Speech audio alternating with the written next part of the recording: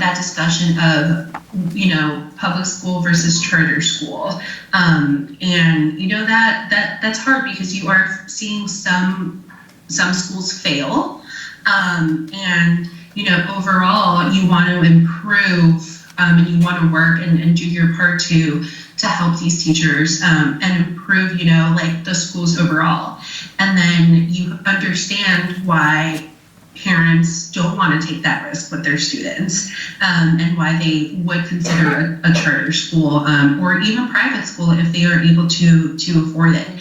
So I think that, the future of students and education really comes down to a lot of community involvement and a lot of community participation, because something that I have learned from being a community reporter is that a lot of the decisions that happen that affect us in our everyday life happen at those board meetings. They happen at those city council meetings.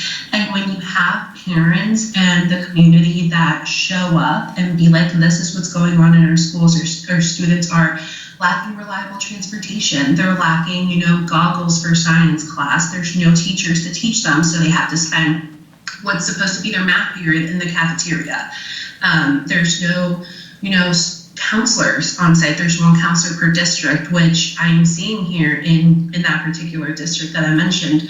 You have these parents that are showing up and you have these parents asking questions and really placing a magnifying glass to the school board and a magnifying glass to the people that are, making these decisions.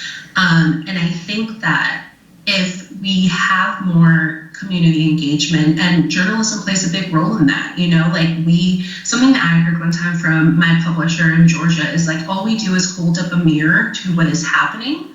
And I think that is great, because without that mirror, sometimes people don't know. So if you read the community paper and you are reading that these students are suffering, it might interest people to go to a school board meeting.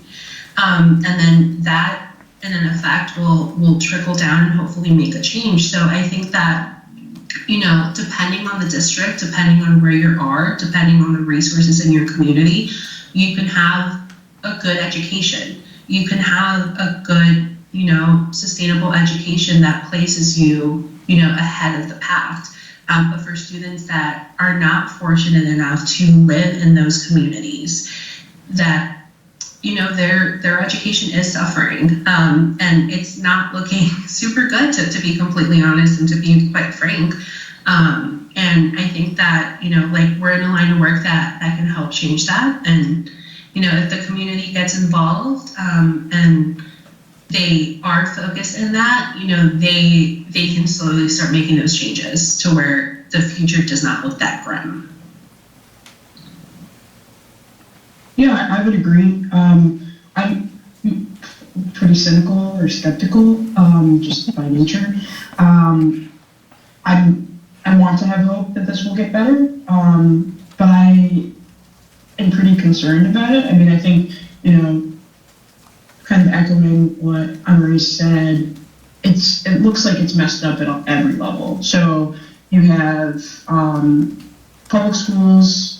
I don't know, not to give a full breakdown of, or basically repeat everything she just said, but public schools are not getting, the property tax money they need because people are moving out of cities and moving out of different areas, especially in Chicago. So those schools are kind of breaking down, and then you have private schools or charter schools coming in, and that creates questions of equity, or not creates questions, but further messes up equity, I would say. So you have people who can afford those private or charter schools, and then you have people who can't. And then you have them in public schools that aren't teaching them the things that they need because there's not teachers, or because, I don't know, just the whole system is just kind of breaking down, it seems. And then you have, that kind of continues from, that's a K through 12 issue, and then you have college, and college is super expensive. So, those kids who go to public school, and it feels like we as a society really push people to go to college and not, take up a trade or junior college or something of that sort.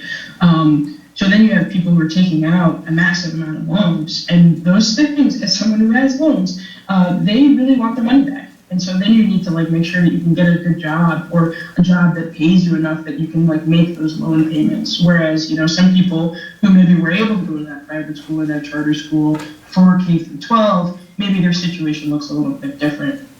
And so it just kind of feels like we'll continue to have a society of haves and have-nots, and continue to like, I don't know, like continue that division, and it just doesn't seem like it's getting better.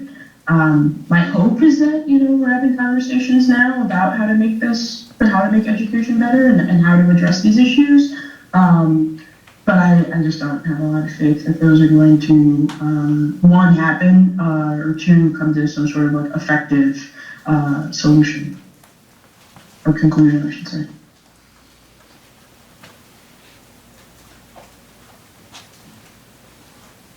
Mike. Sorry to be a downer. I was thinking the same thing. Well, I'll tell you, the Chicago schools and Southern Illinois schools have a similar issue with financing. Right now, this room that we're sitting in was constructed the same year F. Scott Fitzgerald printed The Great Gatsby. So. Jesus Christ. Wow. Yeah. Which the juniors read this year, so we kind of put it in perspective, that's, yeah. Let me ask this question, especially, I know we're kind of hammering on the education, but I know you guys have some background with it. What do you think about culture war? How badly do you think culture war issues are, and I think you touched on it a little bit, impacting school boards and education? And I talk about transgender rights, talk about book bannings, everything, just whatever you want to put under that umbrella. I think that it's impacting education, but more so from a place of people are putting their politics in schools, or rather like, the issue of like which bathroom do you use, or should kids be reading? I see you have The Catcher in the Rye on your desk. I'm pretty sure that's The Catcher in the Rye. Should kids be reading that book? And it's more, I think the focus isn't so much on education, making sure that we have well-rounded students and students who understand themselves and who see the world through a critical or analytical lens. It's about, parents in many ways, I think, and because parents are, often educators or officials, putting their ideas onto schools instead of like letting students figure themselves out and read and learn as much as possible. So it's frustrating. Sorry. No. Sorry, I didn't mean to interrupt. I agree. I think that our political climate has changed drastically. We are in a time where people are aligning themselves with, their political beliefs and kind of letting that, in a way, I don't say like dictate everything that they do and how they want to like project themselves in society. But I agree. I feel like a lot of parents are bringing in their beliefs into schools. And, I think that for the public school system that can be very hindering because you have a wide range of students, you have a wide range of beliefs, like a super conservative Christian belief where, they want some of those values instilled in students does not apply to everyone. And I don't think it's fair to kind of oversee that on everyone. And, like off the record moment, like I am a religious person, and even I'm still like, there is a separation of church and state for a reason.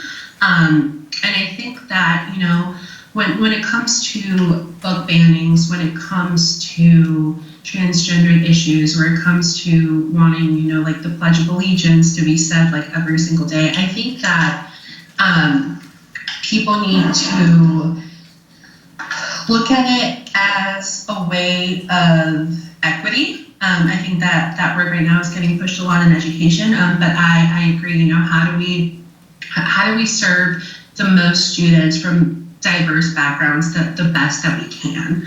You know, and you see it a lot with critical race theory and the controversies behind it. You know, Arizona went through a time where they were banning, and so did California, like Chicano and Chicana studies. So this idea of wanting to erase history from schools, and it erases the history of some students.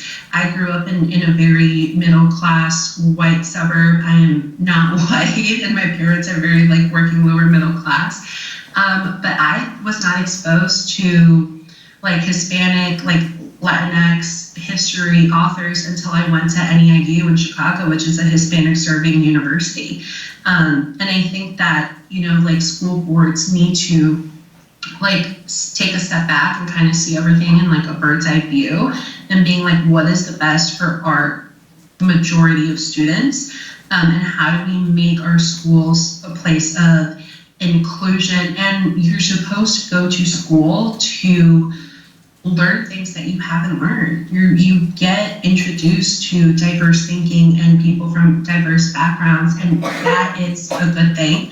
It expands your knowledge base. It helps you learn how to interact with people from different backgrounds. And I think that the more that people want to, the more that parents, because I feel like a lot of these policies that are trying to be put in place are driven by parents. Parents are showing up to board meetings wanting to, you know, ban a certain book. And I think that, you know, there might be certain books that should be banned or should be only taught, you know, to older students, and I totally like agree with that. But I think that there's a focus on trying to be too controlling on what students are learning, and I think overall that's going to hinder future generations. So Yeah, I feel like it puts blinders on education, and I feel like it's doing a disservice to students. Like school is where you learn about so many different kinds of people or different backgrounds, and I think to rally pretty hard against those things doesn't prepare students to live in the real world, to live in a world where there are trans people, where there are, you know, LGBTQ identifying people. I think, you know, there was a big push, I want to say, maybe in Florida, to like kind of not teach the full history of slavery, or not even really talk about slavery. And that was 200 plus years of our history in America. You know, to dictate or to say like, we're not going to talk about these things, or we're not going to include this at all in our curriculum, I think it doesn't prepare students for the world that they're going to enter into, unless we want our students to also have those blinders on, and to also only look at and talk to people who look like them and talk like them and who have the same ideas as them. You know, I think that's part of the problem with our political climate, is people aren't talking. There's no real bridging the gap to the middle anymore. And, you know, that's probably for a myriad of reasons, but I think that we're seeing that happen, and we're seeing the detrimental effects of that, both in education and beyond.